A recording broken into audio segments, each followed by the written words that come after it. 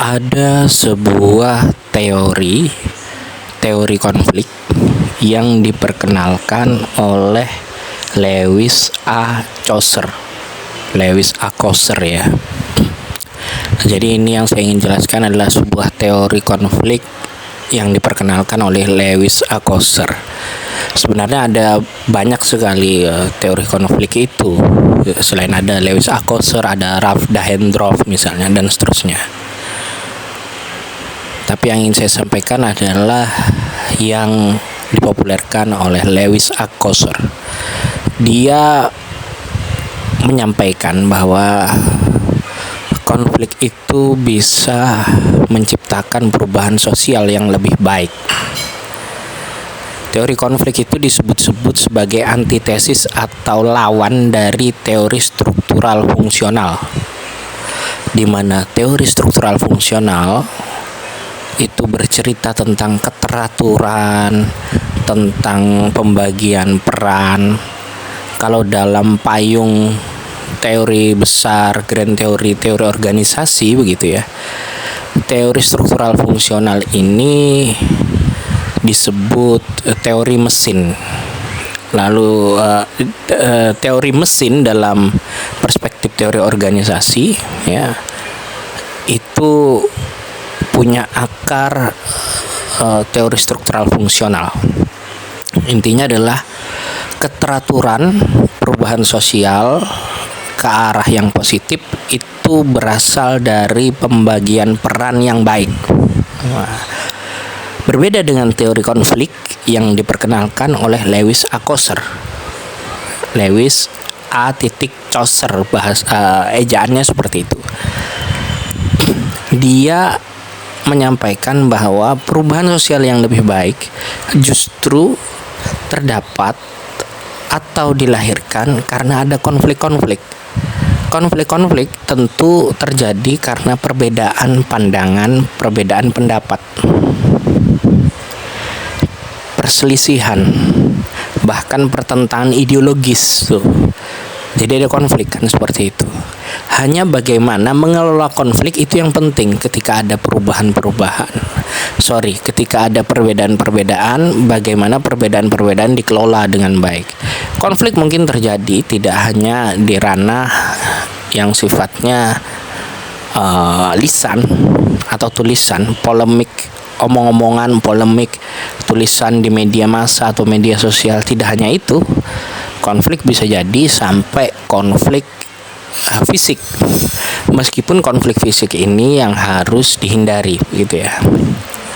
Sebelum terjadinya konflik fisik, konflik-konflik yang masih kecil-kecil itu harus dikelola dan baik. Nantinya, kata Lewis A. Chaucer, konflik justru menjadi bibit adanya perubahan sosial yang lebih baik. Kalau Anda mencari di Google misalnya, konflik musyawarah PMII misalnya, Perhimpunan Mahasiswa Islam Indonesia, itu ada banyak berita tentang konflik-konflik baik di tingkat daerah maupun tingkat nasional. HMI misalnya, Himpunan Mahasiswa Islam, juga terjadi konflik di internalnya, itu dalam musyawarah pimpinan atau dalam musyawarah nasional, kadang-kadang terjadi konflik.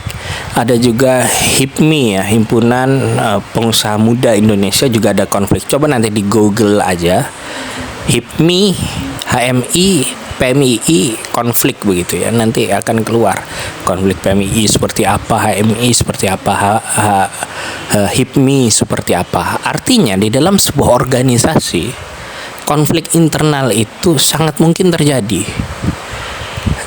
Namun pertanyaan yang mesti dijawab adalah bagaimana mengelola konflik itu. Kalau konflik dibiarkan terus-menerus tanpa dikelola dengan baik, yang hasilnya adalah perpecahan di dalam organisasi tersebut. Ada banyak contoh perusahaan, ada perusahaan laboratorium kesehatan misalnya, itu ada konflik, tidak bisa diselesaikan, akhirnya pecah tuh laboratorium kesehatan. Ada laboratorium A, laboratorium B. Ya. Awalnya dia ini satu, sebut saja namanya laboratorium AB. Ketika pecah, yang satu laboratorium A, yang satu laboratorium B. Alhamdulillah, dua-duanya jalan tuh. Untungnya begitu, dua-duanya jalan. Tapi banyak sekali contoh juga yang setelah konflik ya tidak ada titik temu, pecah, dan ceritanya habis. Ceritanya tidak lagi terdengar. Organisasi atau institusi atau perusahaan tersebut akhirnya kolaps atau jatuh atau pilot atau hilang dari muka bumi ini, atau ya bubar jalan lah begitu ya.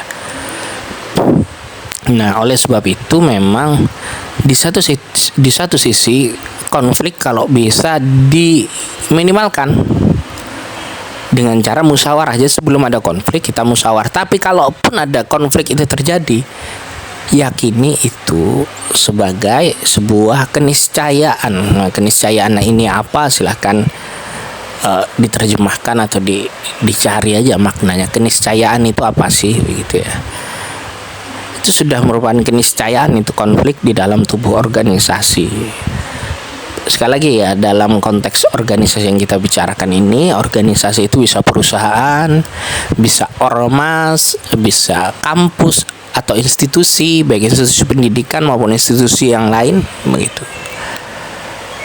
Nah, yang ingin saya ketahui adalah coba jelaskan sebuah konflik di organisasi yang kalian ketahui.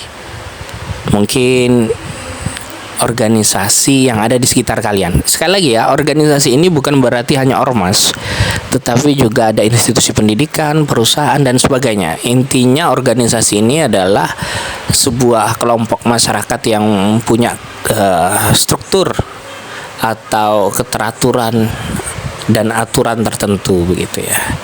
Coba jelaskan sebuah perusahaan atau sebuah organisasi atau institusi yang kalian ketahui, dan kalian jelaskan konflik yang terjadi di sana itu seperti apa serta penyelesaiannya bagaimana. Coba jelaskan di kolom komentar. Saya akan mencontohkan apa yang saya ketahui ya. Ini sebagai contoh ini. Saya tahu ada organisasi atau kelompok di tempat saya, itu ada RW di tempat saya. Di RW saya itu pernah terjadi konflik karena perebutan, bukan perebutan ya, karena masalah uang kas RW. Jadi ada masyarakat yang mengadu tuh, jangan diterima pertanggungjawabannya Pak RW, katanya begitu. Ini RW di tempat saya ya, dia bilang jangan diterima pertanggungjawaban Pak RW karena aliran dananya itu tidak jelas. Ternyata Pak RW ini juga gak bisa jawab karena banyak sekali pengeluaran itu tidak ada kwitansinya. Ini kan terjadi konflik ini. Konflik akhirnya ada seorang tokoh masyarakat yang mengajak orang yang pro dengan Pak RW dan kontra dengan Pak RW berdiskusi